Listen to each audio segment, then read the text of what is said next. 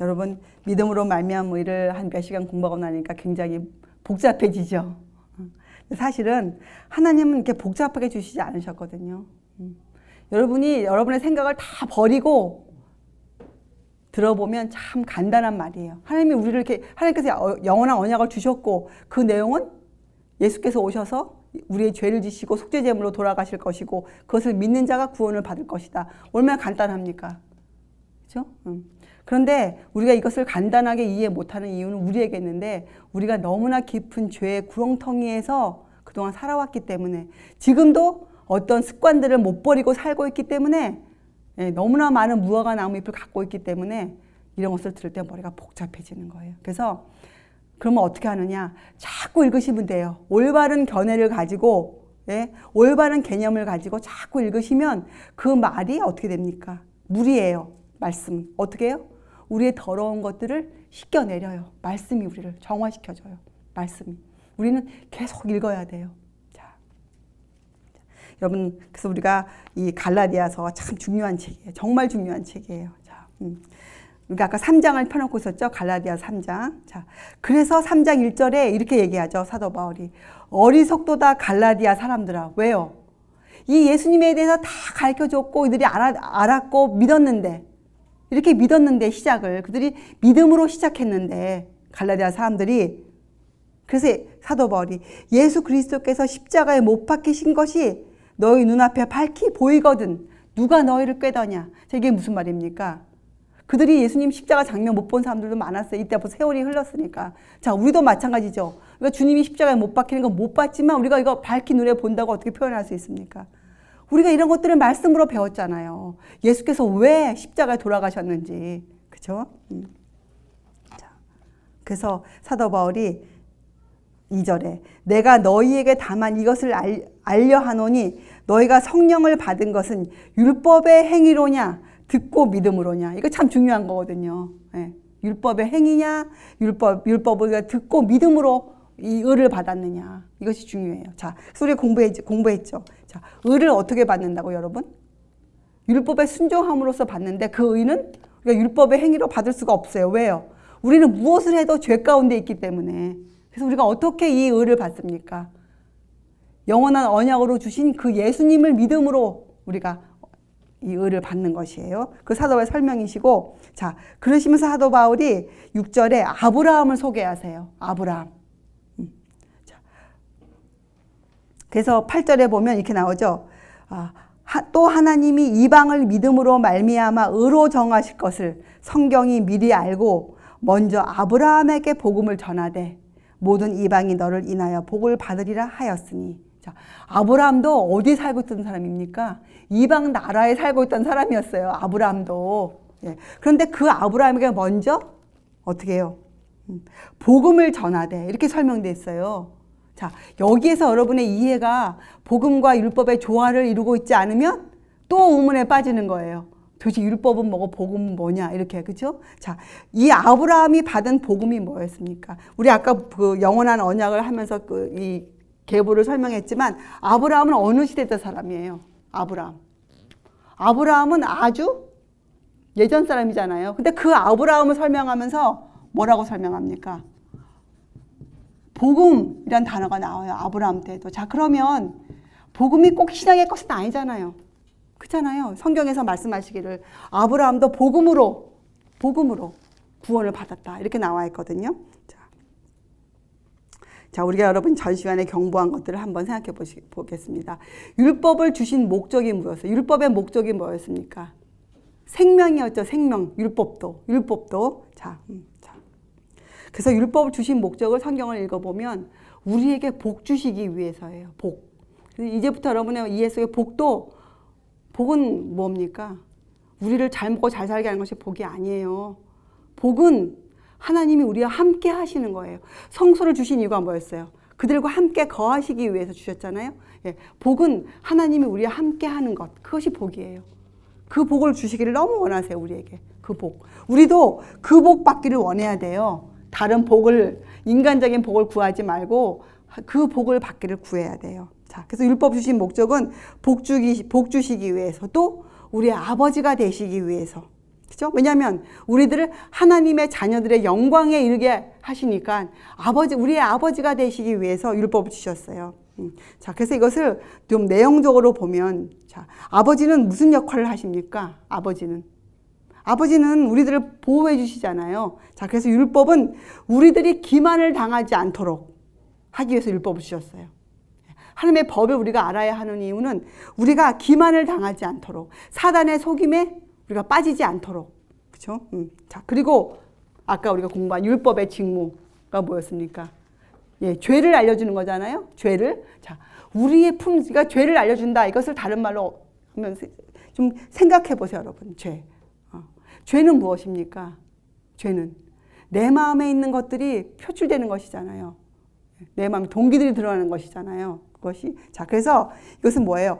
우리 품성 가운데 있는 결점들을 드러내세요. 우리 사람이 갖고 있는, 각각 개인이 갖고 있는 잘못된 것들을 나는 전혀 잘못이 아니라고 생각하고 있지만 하나님이 지적하세요. 그것은 합당치 않다. 우리 죄를 지적해내시는 거예요. 우리 죄를. 우리 결점들이 드러나는데 이 결점이 드러날 때 반응들이 있습니다. 자, 결점을 드러내세요. 누가 하십니까? 성령께서 우리의 결점을 드러내세요. 성령의 직무죠. 결점을 드러내세요. 자, 두 가지로 이제 반응이 와요. 어떻게 해요? 내 마음을 보고 놀라는 거죠. 와, 내가 이런 사람이었구나. 내가 이렇게 야비하고 내가 이렇게 주의 말씀을 믿는다고 하면서도 내가 이렇게 주의 말씀을 몰랐었구나. 이렇게. 이게 뭐라고 표현되냐. 내 성경에 육이라고 나오잖아요. 그죠? 육의 마음을 치는 전쟁을 벌여요. 이제 투쟁이 들어가죠. 나와의 투쟁. 다른 말로 나와의 투쟁이 들어가죠.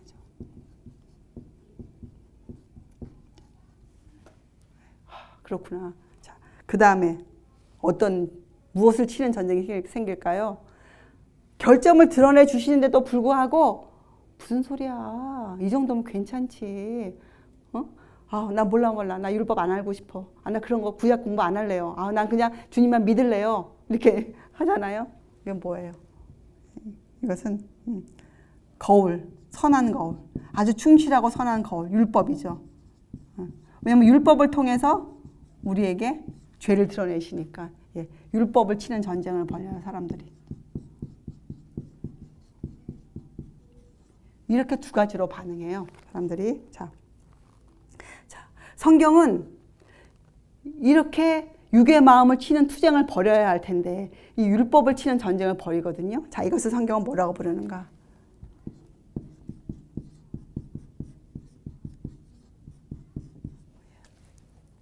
그죠? 노예 정신에 계속 남아있는 거예요. 죄의 종에. 아까 우리 공부했잖아요. 율법의 요구에 계속 끌려가는 거예요. 그죠? 사망에, 죽음을 두려워하는, 이게 바로 죽음을 두려워하는 것이죠. 어떤 분들은 나 죽는 거 안 두렵습니다. 이렇게 말은 해요. 근데 그걸 얘기하는 게 아니고 이렇게 마음이 들어가면 어떻게 해요? 항상 그 율법의 그 직무, 사망에 끌려가는 거예요. 노예 정신이죠. 그래서 성경은 노예 정신이라 불러요. 자, 그리고 이것을 사망의 법. 여기에는 정죄, 넌 죄인이다 이렇게뿐이 갈 수가 없는 것이에요. 그렇죠? 자, 그런데 우리가 아니야. 진짜 나는 죄인이구나.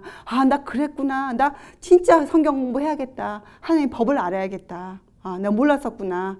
나 믿는 게 아니었네. 이렇게 하고 내 마음을 들여다보는 나와의 투쟁에 들어가잖아요. 나와의 투쟁에 들어간 사람. 이런 사람은 성경을 뭐라고 부릅니까? 양자의 영을 받았다. 우리 아까 로마서에서 읽었잖아요. 양자의 영을 받은 거로 아바 아버지라 부르느니라. 양자의 영을 받게 되는 거예요. 이때 하나님의 자녀가 되는 권세를 누리게 되는 거죠. 자, 그러면 어떻게 됩니까? 이런 사람에게는 순종하는 마음이 생기죠. 그리고 여기에는 생명의 법. 그리고 이것을 뭐라고 불러요? 칭의. 믿음으로 말미암은 의. 이렇게 부르는 거예요. 칭의. 그런데 우리 믿음의 오래된 선배 아브라함, 믿음의 조상 아브라함은 뭘 받았다는 거예요? 이런 결점들이 드러나는 하나님의 그 법을 받았을 때 그가 어떻게 했어요? 자기의 마음을 치는 전쟁에 들어간 거예요. 무슨 아브라함이라 그래서 이거 이 육의 마음을 치는 투쟁의 과정을 안 거친 게 아니잖아요. 여러분 창세기를 읽어보세요. 그 아브라함의 실수들이 막 나오잖아요. 왜요? 바로 이 육의 마음을 치는 투쟁을 벌인 과정을 적어놓은 것들이에요. 우리를 위해서. 우리를 위해서. 그래서 아브라함이 받은 것도 어떻게 해요? 복음을 받은 것이죠. 아브라함이. 왜요? 우리가 성령께서 이 결점을 드러낸 것을 육의 마음을 치는 투쟁에까지 가기까지는 우리가 아까 공부한 것들이 먼저 있어야 되는 거예요. 율법과 복음의 조화를 이해하고 있어야. 그렇죠? 육의 마음 치는 전쟁을 할 거 아닙니까? 이것을 여기에 대한 이해가 있어야. 자, 그러면 이 사람들은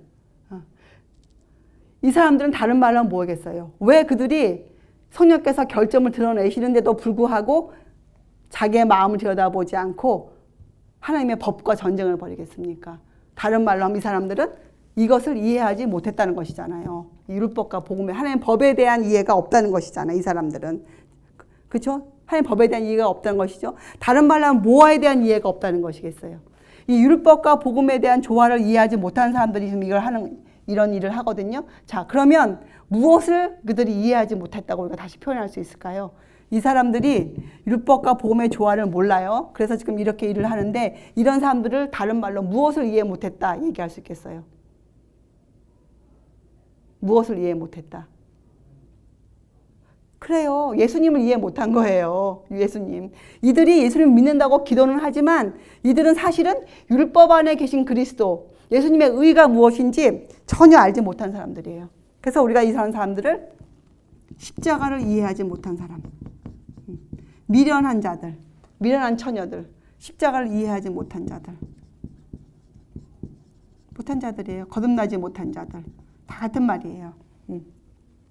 예수님께서 십자가에서 무엇을 희생하셨는지, 예수님께서 하고 계신 중재의 본질이 무엇인지 그것을 전혀 잘 모르는 거예요.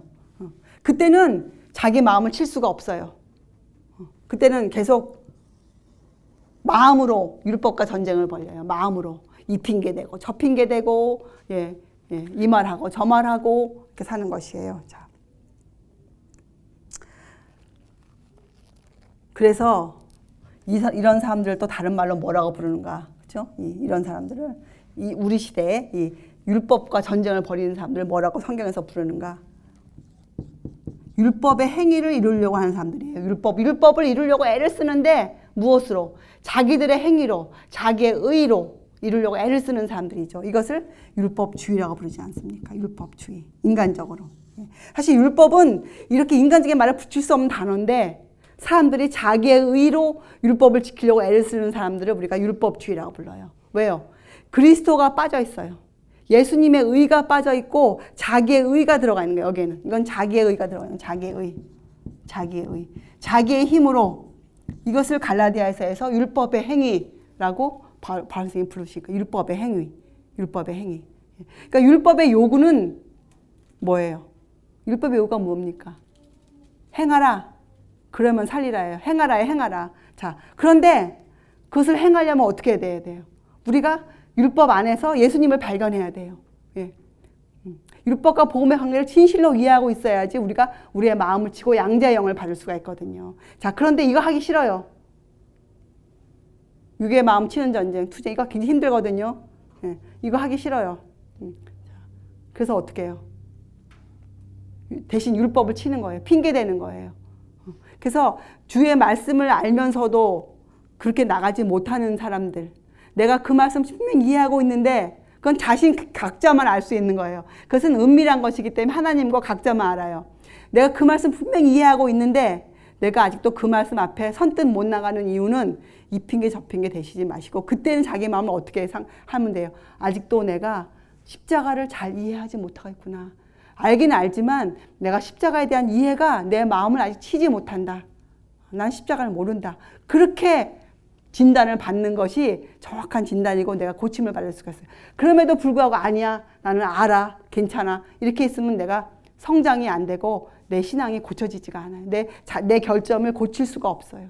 그러니까 우리가 무엇을 모를 때는 사람의 앞에서 하는 게 아니잖아요. 그렇잖아요.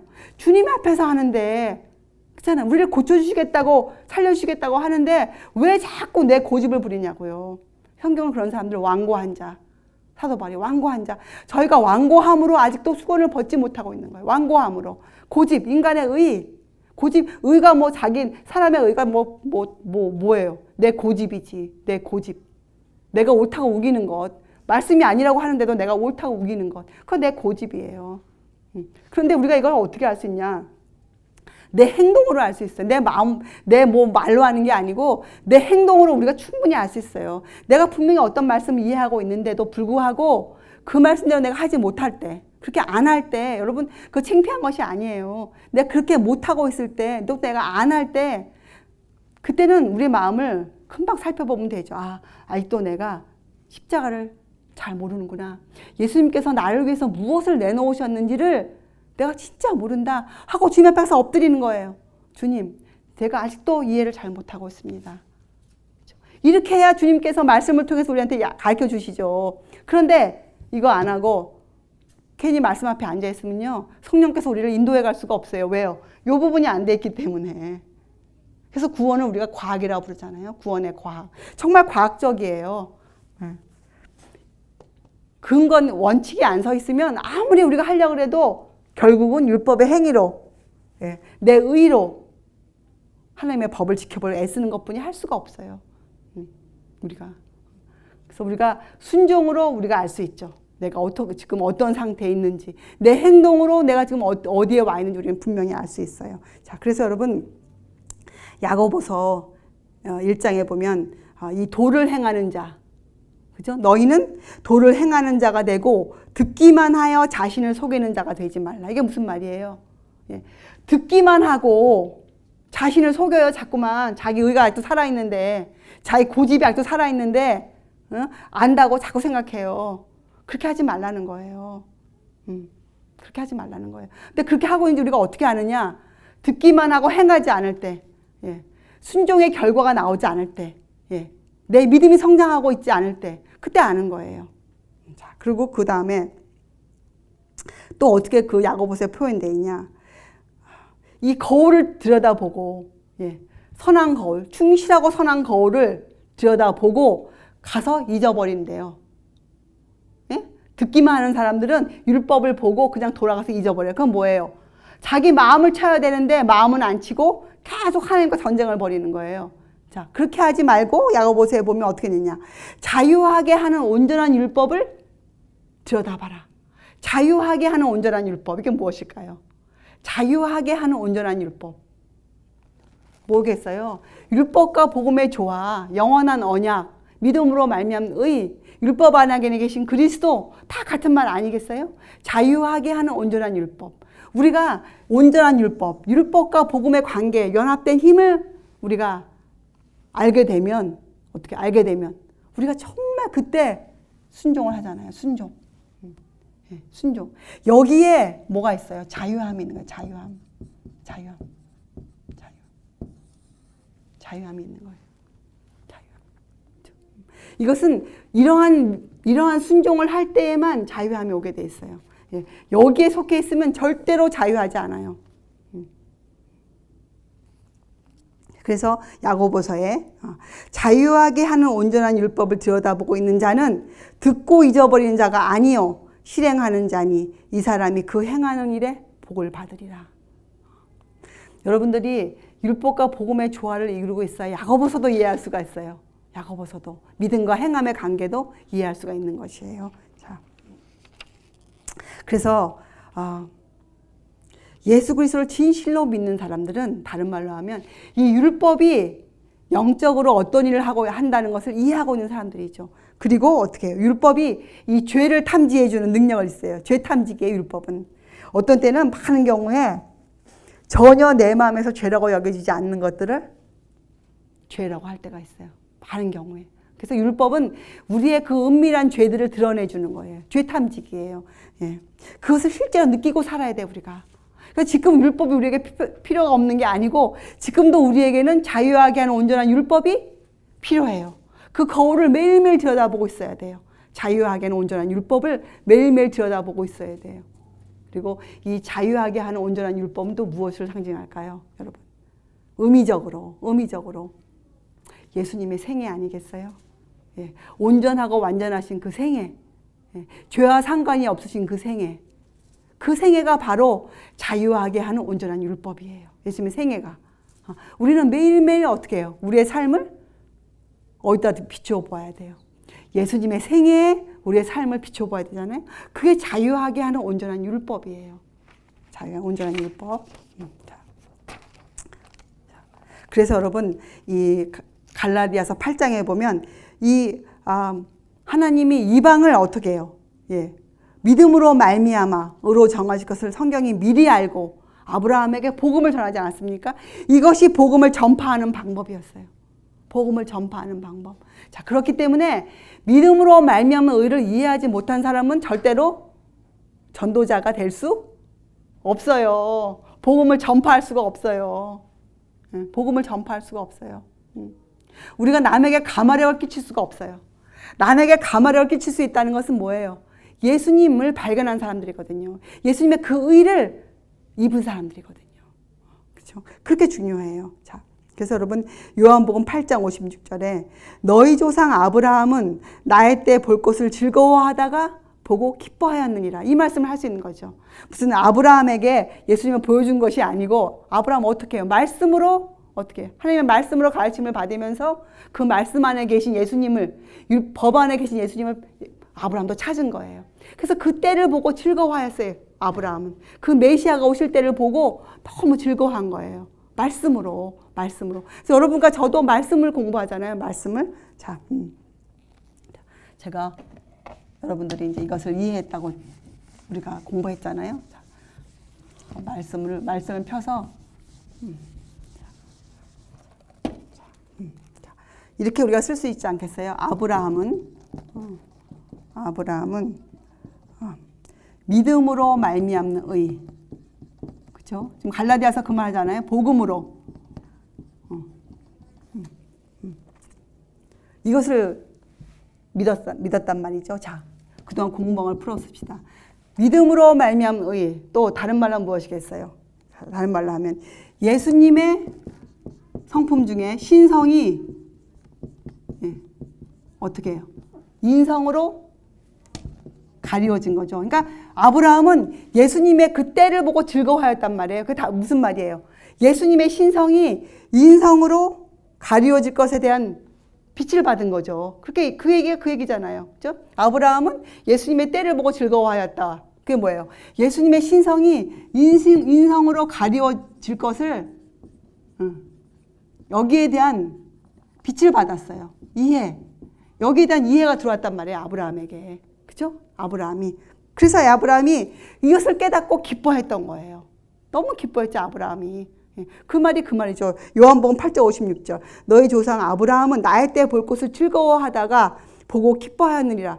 우리가 언제 기쁩니까? 말씀을 깨달았을 때 기쁘잖아요. 아브라함이 그렇게 했단 말이에요. 아브라함이. 뭘 깨달았어요? 예수님의 신성이 인성으로 사람으로 오신 예수님을 깨닫게 된 거죠. 자, 이렇게 또 쓸 수 있죠. 같은 말을 믿음으로 그는 장차 오실 세상의 구주가 누구란 말이에요? 어떤 구주란 말이에요? 그 세상의 구주가 신성이 인성으로 가려졌다. 다른 말로 하면 뭐예요? 육체 가운데 계신 하나님.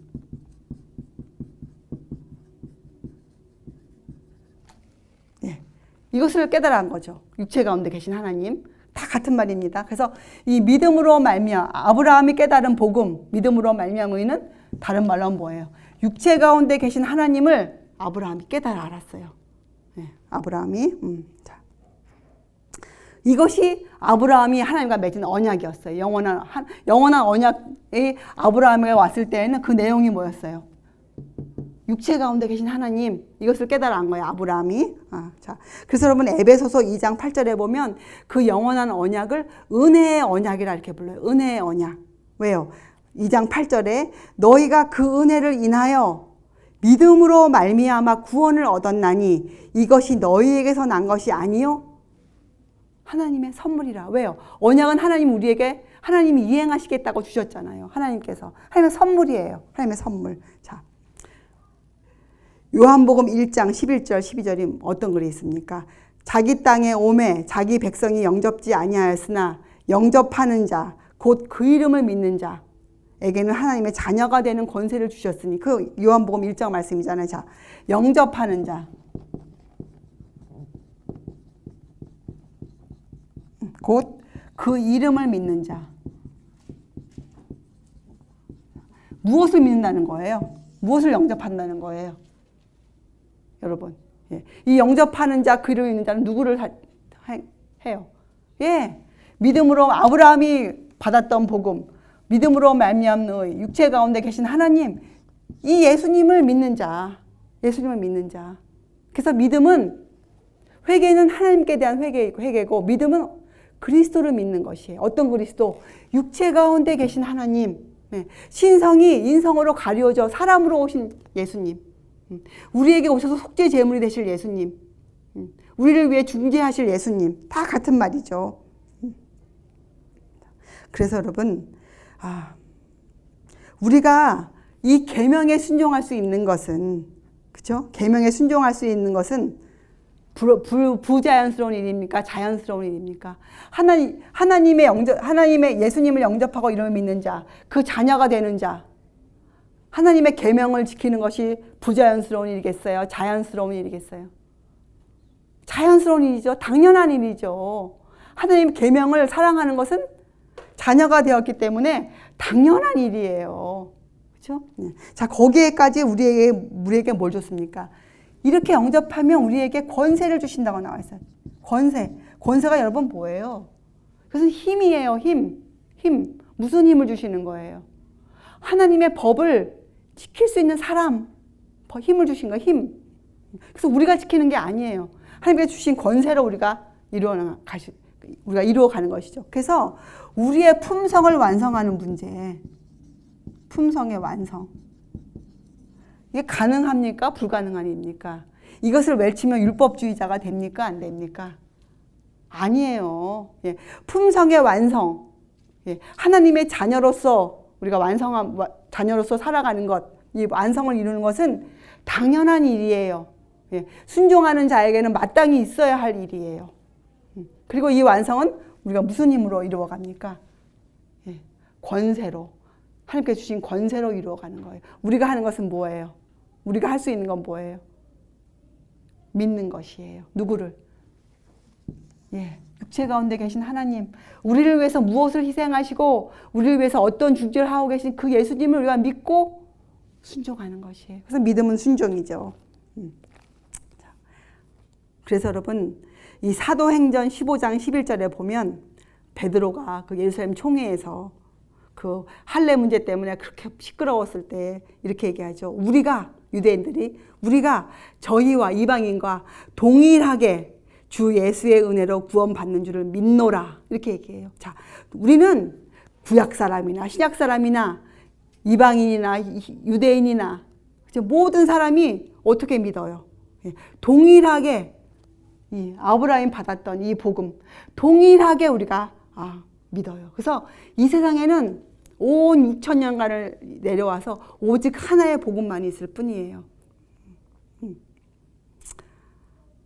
인류 역사의 각 시대의 모든 영혼들은 그리스도로 말미암아 구원을 받았어요. 그리스도인. 자, 그래서 우리가 아브라함을 그리스도인이라 부를 수 있을까요? 충분하죠. 예, 아브라함 그리스도인이었어요. 그리스도인.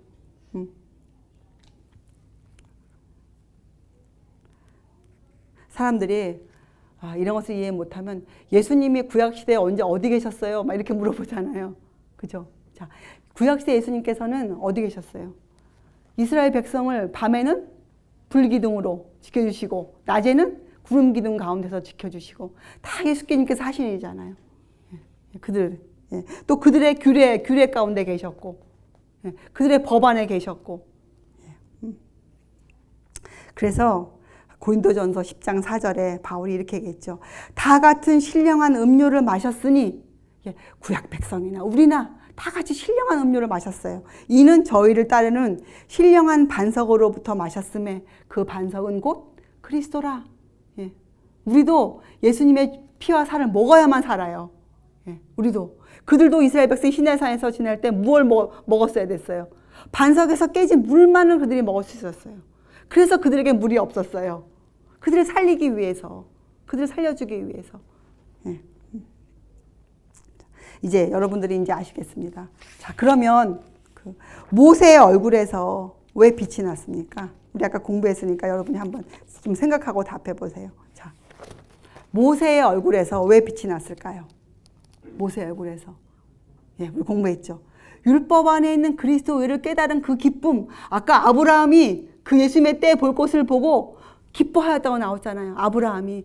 똑같은 거예요. 모세도 그것을 보고 너무 기뻤어요. 근데 그 예수님의 의가 얼마나 정오의 빛처럼 강했으면, 모세가 깨달은 깨달음이 얼마나 컸으면, 자녀가 되는 권세가 얼마나 놀라운 것이었으면 모세 얼굴에서 광채가 났어요. 광채가. 그래서 그 빛은 율법 안에 있는 그리스도의 의를 반사한 것뿐이에요. 모세는. 자, 그렇죠? 그래서 율법은 구원할 능력이 없어요. 율법 안에는. 그렇죠? 율법 안에 있는 그리스도의 의가 드러나야 돼요. 율법 안에. 그래서 율법과 복음이 조화를 이루어야 돼요. 율법과 복음이 연합되어져야 돼요. 그래야 완전한 사랑이 나와요.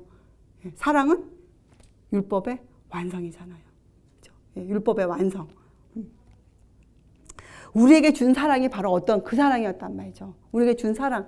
우리를 위해 돌아가신 그 희생의 그 본질, 사랑이 바로 그러한 거였단 말이에요. 그 사랑. 그래서 요한일서에 사도 요한이 뭐라고 합니까? 그 사랑을 설명해야 될 텐데 방법이 없어요. 그래서 어떻게 해요? 보라. 하나님의 사랑이 어떠한지 보라. 그러면 모세가 수건을 쓴 이유는 뭐였겠어요? 수건을 쓴 이유. 왜 수건을 모세가 썼을까요? 네. 모세는 그 백성의 완고함을 알고 있잖아요. 그 백성이 얼마나 완고한지를. 자, 그렇기 때문에 그 백성들은 그 완고함을 버리지 않는 한 어떻게 해요? 그 광채를 맞대만 할 수가 없어요. 그 광채를 볼 수가 없어요. 자, 그래서 모세가 수건을 썼어요. 왜요?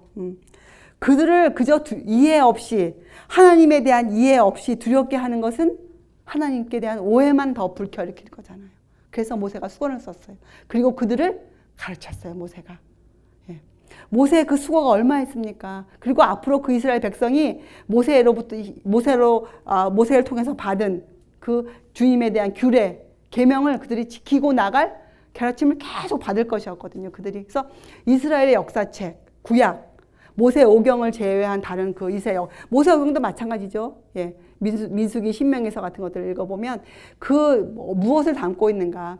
이스라엘 백성들이 모세를 통해 받은 그 법을 통해서 법 안에 계신 예수님에 대해서 어떻게 가르침을 받는가를 적어놓은 책들이에요. 그래서 그들이 규례를 지키면서 하나님의 법을 어떻게 취급했는가, 성소를 어떻게 그들이 어떠한 마음으로 성소를 섬겼는가, 이것을 적어놓은 책이 구약 성경이에요. 그래서 우리가 구약을 잘 읽어보면 그들이 하나님의 법을 마음으로 지키지 않았을 때 그들이 어떻게 전쟁에 나가면 져요. 그렇죠? 그리고 그들이 남의 나라에 끌려가요. 하나님의 법을 안 지켰을 때, 마음으로 안 지켰을 때 그들은 겉보기에는 성소를 열심히 지키는 백성이었어요. 겉보기에는. 그렇죠? 자, 그러나 그들이 그 안에 계신 예수님을 마음으로 깨닫지 못하고 지키지 못했을 때 어떻게 돼요? 그들이 졌어요. 전쟁에 나가면.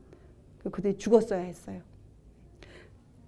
그래서 여러분, 이 육체 가운데 계신 하나님을 진실로 이해하는 것이 정말 중요하죠. 정말로 중요해요. 이것을 이해하지 못하면 여러분, 예수님이 이 땅에 재림하실 때 우리가 예수님 몰라볼 것이에요. 지금 사람들은 장담합니다. 복음을 가리키고 율법을 사람들에게 전하면 사람들이 그런 건 알 필요 없어요. 다 이미 지나갔어요. 저는 지금 열심히 믿고 있습니다. 잘 압니다. 예수님 구름 타고 오신다고 적혀 있습니다. 예수님 오실 때 저 제 이름을 사모합니다. 저 예수님 만날 수 있습니다. 심지어는 나팔 소리 울릴 때 제 이름 부를 겁니다. 하나님께서 이런 얘기도 해요. 그런데 성경은 아니라고 말하고 있는 거예요. 성경은 너희가 이러한 같은 믿음을 갖고 있지 아니하면, 아브라함과 모세와 같은 믿음을 갖고 있지 아니하면 너에게는 구원이 없다. 이렇게 말하고 있는 거예요. 그래서 우리가 구원은 참 과학적인 방법으로 이루어져요. 우리가 이 율법과 복음에 대한 조화를 이해하지 못하면 우리가 예수님 재림 기다린다고 말할 수 없어요. 왜요? 초림 때 보세요, 여러분. 초림 때 그들이 1600년 동안 희생제사 지냈어요. 그들이. 사실 그들은 예수님 돌아가실 때에도 양 잡아 죽이고 있었어요. 그렇죠? 예, 성경을 읽어보면 유월절을 지키고 있었으니까. 자, 그들은 이렇게 열심히 그들의 규례를 지켰어요. 그들이. 예, 겉으로는.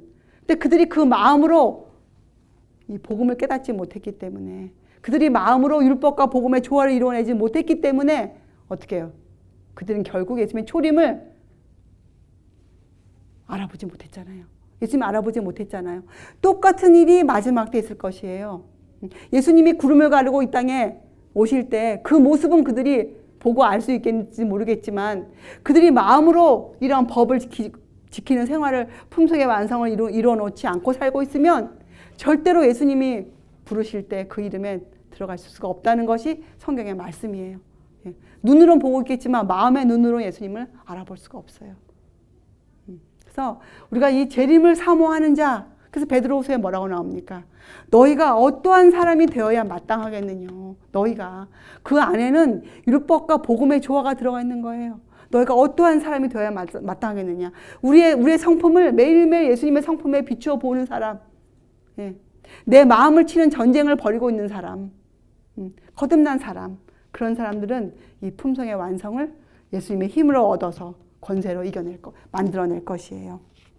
자, 그래서 여러분, 우리가 아까 읽었죠. 누가복음 10장. 내 27, 28절. 내 마음을 다하며 목숨을 다하며 힘을 다하며 뜻을 다하여 주 너의 하나님을 사랑하고 또한 내 이웃을 내 몸과 같이 사랑하라. 이를 행하라. 그러면 살리라. 이것이 하나님의 언약이고 우리의 의무는 무엇이겠어요? 그것을 행하는 것이에요. 행하는 것. 그 말씀이 여러분 신명기서에도 있고 레위기서에도 있어요. 레위기서에도. 그리고 여러분 우리 마음에 법을 새기겠다. 이 말씀이 언제 나옵니까? 예레미야서에 나와요. 그렇죠? 그리고 히브리서에 나옵니다. 히브리서에 나와요. 자. 여러분들이 이 하나님의 법, 도덕률과 의문율의 관계들, 율법과 복음의 조화들을 알기 위해서 공부해야 될 성경절들을 제가 부를게요. 갈라디아서 3장 19절. 근데 이 한 절만 읽는 게 아니에요, 여러분. 읽어보시면 아시겠지만 다 읽으셔야 되는데 그 중심으로 읽으시는 거예요. 또 에베소서 2장 15절. 골로새서 2장 14절. 그리고 히브리서 9장 9절에서 12절. 히브리서 10장 1절에서 7절. 히브리서 8장 5절. 시편 40편 6절에서 8절. 로마서 3장 31절. 그리고 마지막으로 로마서 7장 7절. 다 같은 말을 하고 계세요. 여러분들이 이해하고 읽으시면 너무나 이해가 쉽게, 그거구나. 이 깨달음. 아브라함이 깨달았던 그 깨달음. 모세가 얼굴에 광채가 날 만큼 깨달았던 그 깨달음이 우리에게도 똑같이 오게 돼 있어요. 그것이 하나님께서 우리에게 말씀하시는 거예요. 그래서 다시 갈라디아 3장으로 가보면 여러분들이 이해 못할 것이 없어요. 쭉 나가시다가 17절에 이런 말씀이 있죠. 17절에 하나님의 미리 정하신 언약을 430년 후에 생긴 율법이 없이 하지 못하여 그 약속을 헛되게 하지 못하리라. 이런 말씀이 있어요. 자, 여러분들이 아마 이 시내산에서 율법 받은 것을 이제 이해할 거예요. 어떤 율법이었는지. 그렇죠? 자, 이 430년 우리가 어떻게 이해해야 될까요? 430년. 430년은 우리의 선배들이 이렇게 이해해 놓았어요. 아브라함이 믿음의 사람으로 부름을 받아. 그렇죠? 그가 예수님을 찾기 위한 인생을 시작한, 그가 하란을 떠나는 그 인생을 시작한 그때부터 야곱이, 그의 아들, 그의 손자죠. 손자 야곱이 애굽으로 들어가는 때, 요셉을 만나러 애굽으로 들어가는 그때까지가 215년이에요. 계산해 보면. 충분히 계산할 수 있어요. 다 근거가 나와 있으니까. 그때까지가 215년이에요. 자, 그리고 그때부터 출애굽할 때까지가 또 215년이에요. 그래서 430년.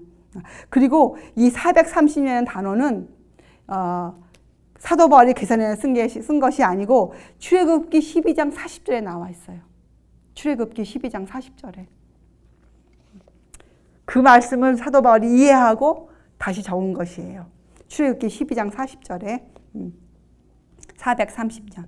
자, 그럼 이제 여러분이 이해 못할 말씀이 갈라디아 3장에 없습니다. 자, 쭉 읽어가시면 24절에 몽학 선생이 나오죠. 몽학 선생님. 자, 누구를 이 몽학 선생님에 대해서 우리가 좀 공부를 해야겠죠. 끝으로 몽학 선생님. 자, 여러분 이제 더 이상 공부 안 해도 머릿속에 이해가 될 거예요. 자, 보세요. 우리 아까 공부했지만 아벨이 왜 죽었습니까? 아벨이. 이 가인이 하나님이 세워놓으신 이 구속의 계획, 언약을 안 지킨 거죠. 거부했죠, 가인이. 그래서 아벨이 죽었잖아요. 그렇죠? 그래서 이 가인은 세상을 위하여 흘리실 예수님의 피를 상징하는 그 피 흘림을 거부한 사람이에요. 그렇죠? 그래서 그리스도는 그 유대인의 모든 성소 제도의 기초세요. 기초. 전부세요. 그것이 전부예요. 예수님에 대한 이해가 빠지면 아무리 가서 양을 잡아 죽여도 아무런 효력을 볼 수가 없어요. 효력을. 왜냐하면 율법은 범죄자를 용서할 힘이 없고, 그렇죠? 단지 율법은 무엇만 할 수 있습니까? 죄인에게 그 그리스도의 필요성을 알려줄 수 있는 것이에요. 그리스도의 필요성. 그래서 우리가 아까 율법의 그 기능에서 공부했잖아요. 예. 그래서 여러분 성소 제도는 그리스도를 깊이 생각해야 하는 몽학 선생님의 일의 시작이에요. 몽학 선생. 그래서 사실 몽학 선생은 이 두 가지 율법을 다 얘기하는 거예요. 도덕률도 마찬가지. 십계명도 우리를 어디로 인도하는 겁니까? 예수님께로 인도하는 거예요. 예수님의 의로 인도하는 것이잖아요. 예수님의 의. 우리의 마음에 십계명을 지킬 수 있는 그 예수님의 의로 인도하는 것. 그래서 이 몽학 선생은 두 가지를 다 상징해요. 도덕률과 의문의 율법. 규례도 마찬가지죠. 규례도. 몽학 선생. 여러분, 그래서 이 제사, 로마서 9장 4절에 보면 이 이스라엘 백성들이 드렸던 제사를 예배라고 불렀습니다. 사도 바울이 예배. 그래서 예배와 제사는 같은 것이에요.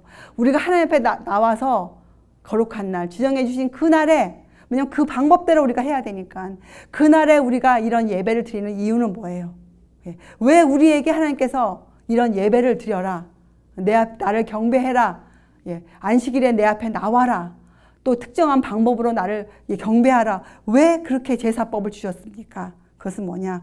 사람들의 마음에 이 하나님의 법에 대한 사랑을 만들어 주시기 위해서, 우리 마음에 이 법을 사랑하는 마음을 창조해 주시기 위해서, 우리에게 새 마음을 주시기 위해서. 이것은 창조되어져야 돼요. 우리 안에 없어요. 그래서 이 마음을 하나님이, 성령께서 우리 마음에 창조해 주셔야 되거든요. 하나님의 법에 대한 사랑을 우리에게 주시기 위해서 우리에게 예배를 허락하신 거예요. 예배. 그래서 성소는 그 이스라엘 백성들에게 이 예수님의 희생, 오실 메시아가 할 희생, 그리고 그 오실 메시아가 할 중재의 그 본질과 그 성격을 알려주는 것이었어요. 그것을 가르치는 학교였어요. 학교. 매일매일 나와서 배웠어야 되었어요. 여러분, 우리에게 지금 어떤 학교가 있습니까? 여러분과 저에게 어떤 학교가 있습니까? 우리에게는 인생이라는 학교가 있어요. 인생. 또 우리에게 교회를 주셨어요. 그것 때문에 교회. 교회는 사람들을 가르쳐야 돼요. 무엇을? 하나님의 법을 사랑하는 사람들로 만들어주기 위해서 우리를 가르쳐야 돼요. 하나님의 법에 대해서 가르치고, 법이 주는 그 목적과 여러 가지 이유들, 또 그 신뢰들을 많이 가르쳐야 돼요. 성소는 사실은 이 법을 가르치는 실물 교훈이었어요. 성소제도. 희생, 양을 잡아 죽이는 그것은 예수님을 보여주는 실제적인 예잖아요. 그렇죠? 자, 그래서 진실로 여러분과 제가 이 믿음으로 말미암음을 통해서 예수님의 희생과 그분이 우리를 위해 하고 계신 그 중보 사역, 우리의 죄를 위해서 우리를 구원하시기 위해서 하시고 있는 일을 진정으로 우리가 이해하고 우리가 그 가르침을 받았잖아요. 올바른 이해가 우리가 들어왔으면 그 결과가 있습니다. 우리가 어떻게 아느냐? 내가 지금 올바로 이것을 이해하고 있구나. 우리가 어떻게 알고 있는가? 나에게 결과가 나타나요. 어떤 거냐? 항상 사람으로 우리로 하여금 우리가 던지는 조그만 말, 하찮아 보이는 말일지라도 아무것도 아닌 말일지라도 그 말 하나 속에 계신 예수님, 그죠? 또 조그만 행동 하나라도 아이 뭐 저 사람 이런 거 모르니까 내가 이렇게 하고 넘어가지 뭐, 그렇게 하는 조그만 행동 하나라도 우리 안에 뭘 주는 거예요? 하나님께서 요구하시는, 율법이 요구하는 요구사항이 있잖아요. 하나님의 요구사항이 뭐였어요? 하나님의 언약이 뭐였습니까? 너의 모든 것을 통하여 나를 사랑하라. 전적인 헌신을 우리에게 요구하고 계시잖아요. 그 요구사항을 불순종하는 게 두려워져요. 내가 하는 조그마한 말, 내가 하는 조그마한 행동일지라도 나를 은밀히 보시는 하나님, 똑같은 말이죠. 여러분 우리 이런 말 기억나죠? 시편 19절에 내 입의 말과 내 마음의 묵상이 주께 연락되기를 원하나이다. 이게 그 말이에요.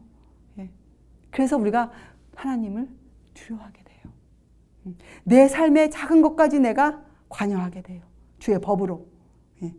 항상 그런 일이 생겨요. 불순종이 무엇인지에 대해서 굉장히 예민해지게 돼요.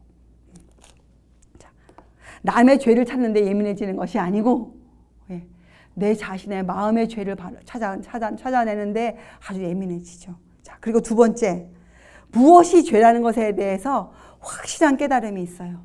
무엇이 죄다. 지금 내가 하고 있는 것, 이것은 저 사람이 몰라서 그렇지 이것은 분명히 죄다. 하나님 나에게 이것을 죄라고 지금 말씀하신다. 우리를 진정한 회개로 이끌어가요. 우리를 진정한 회개로. 그래서 우리로 하여금 이 순종과 불순종의 경계선이 있지 않습니까? 근데 그 경계선은 남들이 몰라요. 내가 알아요. 내 마음이 알아요. 그 경계선이 어딘지. 거기에 한 발자국도 넘어가기를 원치 않아요. 왜요? 그 요구사항을 너무나 잘 알고 있기 때문에. 예수님의 희생이 나에게 어떠한 일을 한다고 해서 내가 너무 잘 알고 있기 때문에. 그 성격을 내가 알고 있기 때문에. 그래서 죄인들이 그 어린 양이 어디로 인도하든지 따라갈 수 있게 되는 거예요. 어디로 인도하든지. 자, 여러분, 사람들이 죄를 왜 선택합니까? 왜요? 첫째는 몰라서. 또 알고 있는 사람들이 왜 죄를 선택합니까? 자기의 의, 자기의 고집. 그렇죠? 그래서 죄는 선택하는 것이에요. 죄는. 그래서 여러분, 우리에게 주신 하나님의 도덕률과 규례, 이것이 뭐예요? 산상수훈 아닙니까? 산상수훈. 산상수훈은 움직일 수 없는, 변할 수 없는 의의 원칙들이 들어가 있어요. 예수님의 생애가 들어가 있어요. 산상수훈에는. 자, 우리가 이 예수님을 매일매일 만나서 우리에게 주신 그 믿음을 어떻게 해요? 활용해 볼 때 이 믿음의 활용이 뭡니까? 예수님의 생애에 내 생애를 비추어 보아서 버릴 거 버리고 고칠 거 고치고 그렇게 사는 것이에요. 그게 믿음의 활용이에요. 믿음의 활용. 우리가 먼저 그의 나라와 그의 의를 구하는 것을 열심히 배워갈 때, 주님을 신뢰하는 것을 배워갈 때 어떻게 해요? 우리가 그 산상수훈이 우리를 악으로부터 우리를 보호해 주죠. 악으로부터. 우리를 어떻게 해요? 순종에서 불순종으로 넘어가지 않도록, 그렇죠? 우리의 마음을 붙잡아 주잖아요. 우리의 마음을. 그래서 여러분, 율법은 결론적으로 하나님의 생각의 표현이세요. 하나님이 나는 이런 것을 좋아한다. 너희가 나와 함께 하려면 이렇게 해야 된다. 하나님의 생각의 표현이세요. 그렇죠? 그래서 우리가 그리스도 안에서 이 하나님의 생각을 받아들일 때, 우리가 그리스도가 안 계시면 하나님의 생각을 보고 어떻게 해요?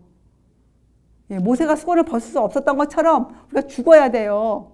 그렇죠? 그런데 우리가 그리스도 안에서 예수님의 희생을 깨닫고 그 안에서 이 율법을 받아들이면 놀랍게도 그 하나님의 생각이 어떻게 되겠어요? 우리의 생각이 돼요. 우리의 마음에 그 법이 새겨지는 거예요. 예수님을 그 살았던 삶의 원칙이 내 원칙이 되어지는 거예요. 그렇죠? 그러면 그때 그 생각이 어떻게 해요? 내 생각이 아니죠. 주님의 생각인데 내 것이 되었죠. 그 생각이 내가 갖고 있는 욕망, 타고날 때 있었던 내 그 욕망, 또 죄로 기울어지는 내 경향성, 이런 것들을 초월하게 해요. 그런 것들을 담대히 버리게 해요. 그리고 죄를 범하게 유혹하는 유혹들을 승리할 수 있는 이기는 자가 되게 하는 것이에요. 이기는 자가. 그것이 구원의 과학이에요. 그래서 우리가 그리스도 안에서 복음을 받아들인다. 이것이 믿음으로 말미암은 의예요. 그리고 이것이 우리 아까 공부했죠. 야고보서 도를 듣고 행하는 자, 자유하게 하는 온전한 율법을 매일매일 들여다보고 있는 사람, 율법과 복음의 그 연합된 힘, 사랑의 힘을 이해한 사람들, 깨달은 사람들, 십자가를 이해한 사람들, 십자가를 이해한 사람들. 이것이 여러분 우리가 매일매일 배워가야 되는 믿음으로 말미암은 은이다. 이 안에서 여러분과 제가 풍성의 완성을 이루는 성화를 이루어낼 수 있어요. 성화가 우리에게 힘든 것이 절대로 아니에요. 여러분들이 이러한 것을 배우고 깨달았는데도 자꾸 불평하고 힘들어요, 안 돼요 하는 것은 예수님을 불신하는 것이에요. 예수님 자기의 의를 고집하기 때문에 그것이 안 되는 것이에요. 예수님께서는 성령님을 통해서 모든 것을 준비해 놓으셨어요. 그렇죠? 우리를 인도해 갈 수 있는, 우리를 구원할 수 있는 만반의 준비를 다 갖추어 놓으셨어요. 그래서 우리가 이런 것을 깨닫고도 낭망하고 의심하는 것은 사실은 죄예요. 불신이에요. 그것은. 이제 여러분과 저는 장애물이 없죠. 그래서 주의 법을 사랑하는 자에게는 장애물이 없으리이로다. 다윗이 이렇게 고백했죠. 자, 여러분과 저도 이제 주의 법을 사랑하는 자가 되어야 돼요. 주의 법을 사랑하는 자. 그럼 우리 앞에 장애물이 없어요. 네, 장애물, 시련과 고난은 오겠죠. 그것이 방법이니까. 하지만 우리가 어떻게 넘어지지 않는단 말이에요. 넘어지지 않아요. 우리가. 자, 이것이 갈라디아서 3장의 말씀이에요. 이것이 몽학 선생이 하는 일이에요. 우리를. 자, 어렵지 않습니다, 여러분. 그렇죠? 전혀 어렵지가 않아요. 예, 여러분들이 그동안 공부한 것을 잘 여러분들이 머릿속에 새기면서 여러분들이 한번 그 정리를 한번 해놓으세요. 집에 가셔서 여러분의 믿음으로 여러분이 정리해 놓으세요. 간단하게. 자, 그렇고 우리가 다음 시간에 이 4장과 5장과 6장은 아마 쉽게 넘어갈 수 있을 것이에요. 우리의 마음에 주의 법을 사랑해야겠다는 그 이유와 목적을 우리가 이제 배우기 때문에. 근데 이것을 실천해 가는 것은 또 다른 것이죠. 이것을 실천해 가는 여러분들이 여러분 생애 가운데서 이것을 실천해 가야 돼요. 그러나 우리가 적어도 이제는 모른다 하지 않고 이것을 배우는 자, 배운 사람, 이제 이것을 우리가 실천해 가는 일만 우리가 남았죠. 자, 여러분, 그래서 예수님께서 우리에게 새 마음을 주시고 우리의 본성을 없애고 새로운 본성을 주시는 것이에요. 예수님의 신성을 우리에게 입혀주시는 것이에요. 그래서 우리를 시대의 성품에 참여하는 자가 되게 해주시는 것이죠. 이것이 복음이고 율법과 복음의 연합된 힘이고 이것이 사랑이에요. 이것이 사랑이에요. 그래서 여러분 마지막 때에는 사단이 우리를 기만할 것인데 어떻게 기만합니까? 사랑을 가장하여 기만할 것이에요. 다른 말로 하면 율법과 복음의 사이를 띄워놓고 반쪽짜리 복음으로 사람들을 끌어간다든지, 그죠? 예, 사랑을 강요하는 것. 이것은 전부 다 기만이에요. 율법과 복음이 함께 있을 때에만 완전한 사랑이에요. 우리가 그 사랑을 배워야 돼요. 그리고 그 사랑을 우리가 전해야 돼요. 자, 이제 여러분과 저는 이것을 배웠습니다. 이것을 더 많이 깊게 이해하는 것은 여러분들의 몫이에요. 여러분들이 그렇게 하셔야 돼요. 자, 우리가 이제부터는 이런 것들을 이해하고 배운 사람들이니 이에 맞는 삶, 매일매일 삶 가운데서 내가 지키지 못하는 것이 무엇이 있다면 그것이 무엇인지 주께서 나에게 알려주시기를 간구하는 자, 성령께서 오늘도 나에게 죄와 의와 심판에 대해서 책망해 주시기를 바라는 사람들 되시기 바랍니다. 기도하시겠어요? 하늘에 계신 저희들의 아버지시여, 저희들이 간구드럽기는 성령께서 매일매일 저희들을 가르치시기를 원합니다. 성령께서 저희들의 삶의 작은 부분까지도 간섭하여 주셔서 저의 삶을 규제해 주시기를 바랍니다. 하나님, 저희들이 그리하여 사랑으로서 역사하는 그 믿음 안에서 저희가 성장하기를 원합니다. 주님께서 이 땅에 오실 때에 저희가 주의 사람으로 서 있기를 원하고 그동안도 저희가 기다리는 시간에도 주의 재림을 사모하는 자로 예수님의 그 희생과 그 우리를 위해 하시는 중재의 본질에 대해서 제가 깊이 묵상하는 자가 되게 하여 주시옵소서. 감사드리오며 귀하신 예수 그리스도의 이름으로 아버지께 간절히 기도드리옵나이다. 아멘.